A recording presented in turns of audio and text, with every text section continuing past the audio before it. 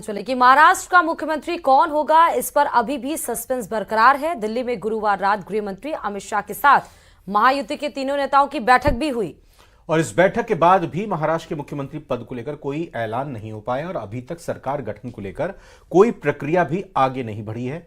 अब इस मामले में 2 दिसंबर को एक बार फिर दिल्ली में बैठक होगी, जिसमें कहा जा रहा है कि मुख्यमंत्री पद के लिए बना सस्पेंस खत्म हो जाएगा। इस रिपोर्ट में आपको दिखाते हैं।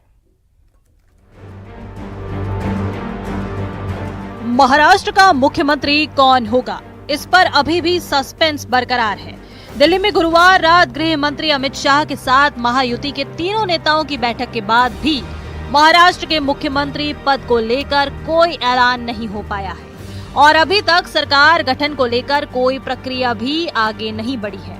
हालांकि सूत्रों के मुताबिक महाराष्ट्र में बीजेपी का ही मुख्यमंत्री होगा, जबकि शिवसेना और एनसीपी से डिप्टी सीएम होगा।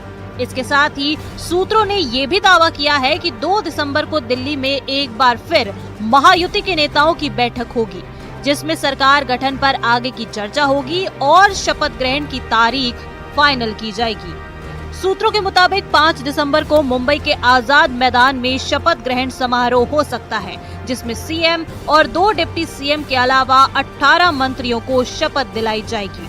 10 मंत्री बीजेपी और 4 मंत्री शिवसेना और एनसीपी कोटे से होंगे। इस बीच मुंबई में आज होने वाली महायुति की बैठक रद्द हो गई है। सूत्रों का दावा है कि पहले बीजेपी विधायक दल की बैठक होगी और उसमें विधायक दल के नेता को चुना जाएगा। उसके बाद महायुति की संयुक्त बैठक होगी। साहब कल 3:30-4 बजे तक दिल्ली में थे। दिल्ली से आने के बाद वो अभी निकल गए, कुछ भी नाराजी नहीं है। सम्मान पूर्वक मीटिंग अमित शाह साहब के साथ हो गई है।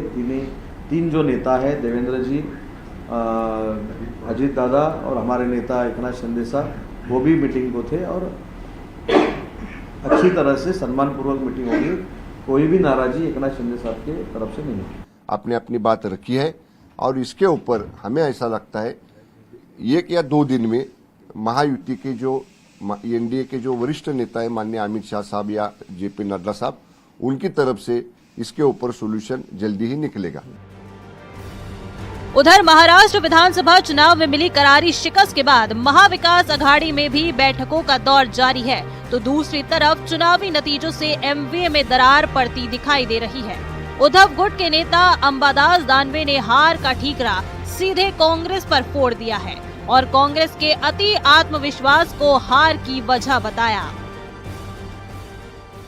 उद्धव ठाकरे साहब का चेहरा घोषित हुआ होता तो उनके द्वारा कोरोना काल के संकट समय में किए गए काम लोगों ने देखे हैं और बहुत सारी चीजें हैं, लेकिन अब